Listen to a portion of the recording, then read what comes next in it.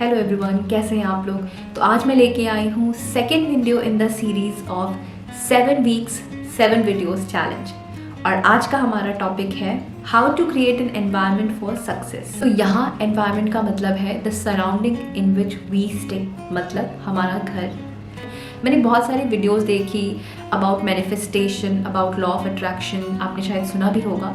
जहाँ मैंने एक कॉन्सेप्ट सुना, जहाँ I don't remember the name of the person who was saying कि आपकी जो एनवायरनमेंट होती है, आपकी जो सराउंडिंग होती है, that is an extension to your personality, that is an extension to your reality.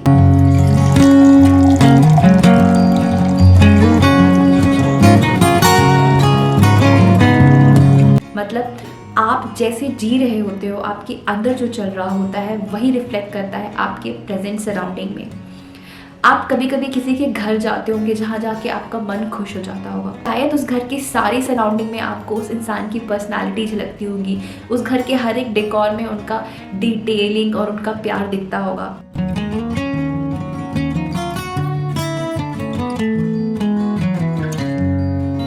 ऐसा लगता है कि आप रह के ज़िंदगी में पीछे हो जा रहे हैं, या फिर कई सारी अच्छी चीज़ें अपनी लाइफ में इंक्लूड नहीं कर पा रहे। बहुत सारे रिजल्ट्स हैं जो आप अपनी लाइफ में लाना चाहते हैं, बट वो बार बार रुक जाते हैं कहीं। इसका एक बहुत बड़ा रीज़न हो सकता है कि यू हैव नॉट क्रिएटेड और recreated your environment for that success. इसलिए बहुत ज़रूरी है कि हम अपने एनवायरनमेंट को, यानी अपने घर को, अपने सराउंडिंग को उस तरह से क्लीन, टाइडी और डिक्लटर्ड रखें जैसे कि हमें अपने मन को रखना चाहिए। तो आइए देखते हैं इस वीडियो में कि what are the things I have done to create a difference in my environment. But इससे पहले कि मैं अपनी वीडियो में आगे बढ़ूँ, मेरी आपसे रिक्वेस्ट है कि अगर आप मेरी वीडियो पहली बार देख रहे हैं तो please subscribe to my channel. Each and every subscriber makes a huge difference in my life.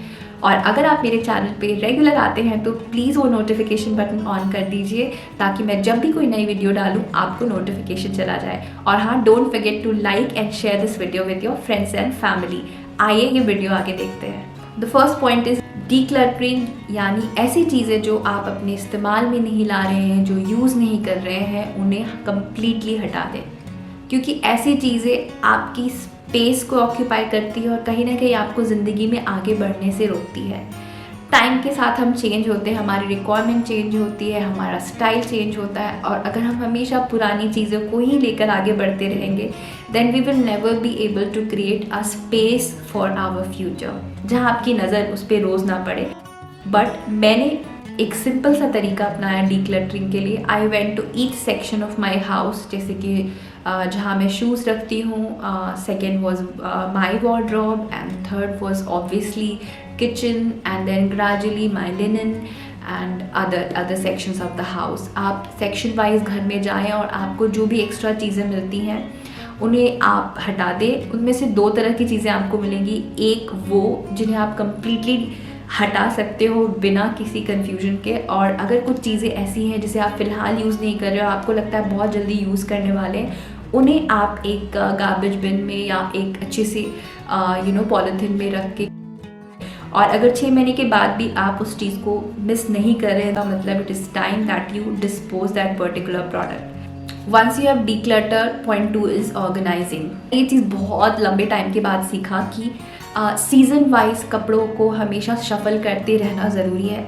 जो सेक्शन ऑफ द हाउस, अब हर किसी के घर में 2 तरह के स्टोरेज प्लेसेस होते हैं। एक वो जो कि कम एक्सेसिबल होते हैं, जिन्हें हम कम खोल पाते हैं, जो for example the bed boxes, या जो ऊपर के रैक के सेक्शंस होते हैं जहाँ हम हर रोज़ हाथ नहीं लगाना पसंद करते हैं, जहाँ हम हर दिन चीज़ें नहीं निकाल सकते। ऐसे सेक्शन में आप जो सीज़न से बाहर के कपड़े, फॉर एग्जांपल अभी विंटर चल रहा है तो आपके समर के जितने भी कपड़े हैं आप उन कबर्ड्स में रख सकते हैं। मीनवाइल विंटर वाले कपड़ों को आप अपने current easy to access section में रखें। इस तरह से ऑर्गेनाइज करने से आपका कबर्ड ओवरफ्लो भी नहीं होगा और करंट यूज़ की चीज़ें आपके सामने रहेंगी।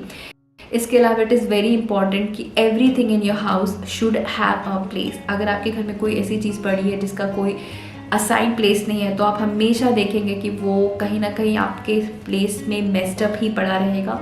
अगर ढूंढने के बाद भी आपको किसी चीज़ की जगह नहीं मिलती, ज़रूरत नहीं लगती है, तो प्लीज़ उसे डिक्लटर कर दें। Point 3 is deep cleaning routine. अक्सर मेरे साथ ये होता था कि मैं डीक्लटर ऑर्गेनाइज तो कर लेती थी, लेकिन उसके बाद कई सारी चीज़ें जिन्हें रेगुलर मेंटेनेंस की ज़रूरत है वो नहीं कर पाती थी, क्योंकि वो चीज़ें मेरे दिमाग से स्लिप कर जाती थी। अब मेरे पास एक डीप क्लीनिंग लिस्ट है जिसमें मैंने ये लिख रखा है कि मुझे कौन से अवॉइडेड एरियाज़ को कब कब क्लीन करना है, उसकी फ्रीक्वेंसी क्या होगी। फॉर एग्जांपल फैंस को 15 डेज़ में, वॉशरूम्स को वीकली, सोफ़ा के पीछे के एरिया को, सोफ़ा को रिमूव करके 2 वीक में एक बार क्लीन करना है। अगर हम इस तरीके से नोट बना के रख लें तो बहुत आसानी रहेगी। We can always refer to that note weekly और हमें पता चल जाएगा कि हमारी कौन सी चीज़ को क्लीन करने का रूटीन कब है। Next point is tidying up. हम जो ये रेगुलर सोफ़ा अरेंज करना, थोड़ी बहुत डस्टिंग करना, ये सारी चीज़ें करते हैं, वो बेसिकली टाइडिंग अप के अंदर आता है। Tidying up is important to give a finished look to your house. कई बार ये छोटी छोटी चीज़ें हम इग्नोर तो कर देते हैं, बट पता नहीं कब ये छोटी छोटी चीज़ें पढ़ते पढ़ते बहुत सारा केओस क्रिएट कर देती है। हर दिन आप 10 से 15 मिनट का अलार्म लगाकर कंप्लीटली अपने ड्राइंग रूम को टाइडी अप कर सकते हैं, बेडरूम को स्ट्रेटन अप कर सकते हैं, थोड़ी बहुत डस्टिंग कर सकते हैं और ये छोटी छोटी चीज़ें आपके लाइफ में बहुत मेजर डिफरेंस क्रिएट करेंगी। Next point is clearing up the energy. मैं एनर्जी क्लीनिंग में बहुत बिलीव करती हूँ। इसका मतलब ये होता है, ये वही है जो ट्रेडिशनली हमारे पेरेंट्स कई दिनों से करते आ रहे हैं। घर में धूप अगरबत्ती दिखाना, घर में दिया दिखाना, जिससे हमारे घर की एयर जो है वो फ्रेशन अप हो जाती है। कई सारे लोग वाटर में ब्लैक सॉल्ट डाल के या सेंधा नमक डालकर भी घर को क्लीन करते हैं, जिससे एनर्जी क्लीनिंग होती है। घरों को टाइम टू टाइम वेंटिलेशन के लिए खोल के रखना, फ्रेश एयर आने देना, सारे कर्टन्स और लिनन्स को चेंज करना, ये सारी चीज़ें बहुत हेल्प करती है घर की एनर्जी क्लीनिंग को। Last but not the least, upgrading the house. That means the last step in preparing your environment for success. अब ये सक्सेस इन फॉर्म ऑफ कोई भी चीज़ हो सकती है।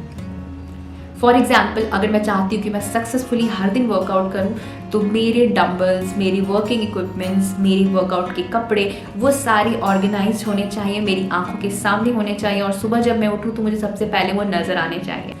अब ये सक्सेस इन फॉर्म ऑफ कोई भी चीज़ हो सकती है।